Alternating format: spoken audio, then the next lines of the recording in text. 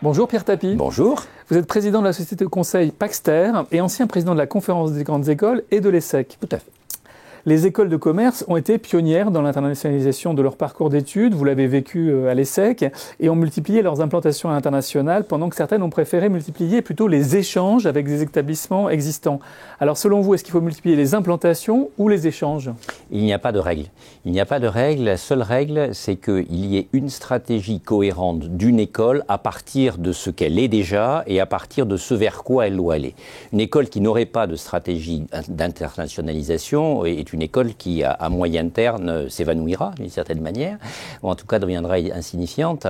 Mais la manière avec laquelle elle va gérer son internationalisation est en tant que telle quelque chose de très important sur l'identité de l'école. Je prends deux exemples. L'université de Wollongong, honorable université australienne aujourd'hui, quand, voici 25 ans, elle a décidé de s'implanter à Dubaï, et puis une dizaine d'années, elle est allée s'implanter en Malaisie, l'université qui aujourd'hui fait à peu près 30 000 étudiants, dont 8 000 étudiants dans ses campus à l'étranger, a complètement changé de stature et d'existence internationale par ce simple fait. Quand l'ESSEC a été en 2002 choisi par le gouvernement singapourien pour l'être l'une des 10 World Class Universities à qui le gouvernement a demandé de s'implanter à Singapour de manière à construire le hub intellectuel de Singapour, ça a clairement changé la stature mondiale de l'ESSEC parce qu'on était une excellente école très sélective telle que perçue en France et en Europe. En Californie ou à Chicago, on ne le savait peut-être pas autant que l'ESSEC était très bien. Et donc le fait de s'implanter dans ces conditions-là a été quelque chose de très important. Mais à côté de ça, en sus de cette implantation, la stratégie, et ne serait-ce qu'asiatique, elle incorporait des doubles diplômes avec les toutes meilleures universités de chacun des très grands pays et des implantations locales de bureaux de représentation qui nous servaient à la fois à capturer des étudiants excellents de ces pays et en même temps à avoir une interface avec les entreprises ou nos anciens élèves. Donc, ce que je veux dire simplement dans cette illustration, c'est que quand on pense stratégie internationale, il y a de nombreux outils. Il faut le penser dans la variété de ces outils et il faut le penser par rapport à ce qu'est, d'une manière générale, la stratégie de l'école. Là, vous avez donné deux exemples où c'est très réussi et où c'est plutôt quand même des projets ambitieux. Quelquefois, on a des représentations à l'étranger qui ne ressemblent pas vraiment à des campus, c'est pas vraiment dit. Est-ce qu'il n'y a pas une façon contre laquelle il faut mettre en garde de faire de l'international parce que finalement, elle se retourne contre l'école ?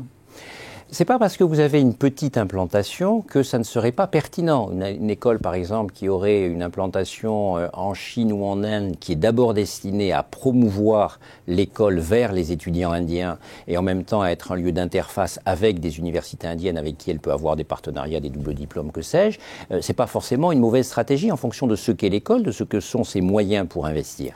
Le point clé, c'est d'être vrai dans ce qu'on dit. Donc il faut que le claim, pour prendre un mot anglais, que l'on va donner aux étudiants en particulier soit un claim juste, exact, que personne ne soit trompé. On ne peut pas dire j'ai un campus voilà, on ne peut pas dire Inde. J'ai un campus en Inde s'il y a une classe d'executive education avec 30 personnes une fois par an dedans. Ça serait une faute. En revanche, avoir des implantations à géométrie variable qui sont chacune cohérentes avec le cœur de la stratégie de l'école, bon, c'est le genre de choses qu'on fait tout le temps à Paxter parce que notre métier est d'accompagner les écoles ou les universités dans cette stratégie d'internationalisation. Et il est bon qu'il y ait cette variété de manières d'être internationale. Il y a un enjeu stratégique pour les écoles, c'est un enjeu stratégique pour leurs élèves, parce qu'à partir du moment où ils passent un an en Inde, aux États-Unis ou que sais-je, ça coûte encore plus cher dans une école. Et est-ce que ça, c'est un paramètre important à surveiller ? Alors, ça coûte pas forcément plus cher si on raisonne en unité de compte d'échange en nature. Je m'explique. Si moi, une école française, je fais un partenariat avec une école indienne et que, alors que les frais de scolarité diffèrent d'un facteur 5, quand toi, tu m'accueilles 10 étudiants, moi, je t'accueille 10 étudiants, bien finalement, tu vas me donner le service d'internationaliser ou d'indianiser, entre guillemets, mon cursus pour mes étudiants passionnés d'Inde et réciproquement, je vais te donner le service d'européaniser ton cursus indien pour les Indiens qui seront passionnés d'Europe. Donc cet échange en nature va coûter un petit peu de temps des permanents qui vont faire l'échange, mais va nous faire grandir tous les deux. Et mon message par là, c'est qu'il peut y avoir des modalités d'internationalisation des institutions, universités, écoles, etc., qui sont des modalités astucieuses, mais qui ne coûtent pas très cher et qui ont un énorme bénéfice pour les étudiants sur le plan pédagogique. Même s'ils doivent payer des frais de vie, des billets d'avion, des... Oui, mais c'est plutôt quelque chose qui est secondaire. J'ai envie de vous demander rapidement comment on sélectionne un bon partenaire à l'étranger. C'est une question importante, ça dépend pour faire quoi. S'il s'agit de sélectionner un partenaire stratégique qui va être très visible et avec qui vous allez faire une alliance organique, il est important d'essayer de le prendre plutôt avec une valeur de marque au-dessus de la vôtre qu'au-dessous de la vôtre, bien évidemment.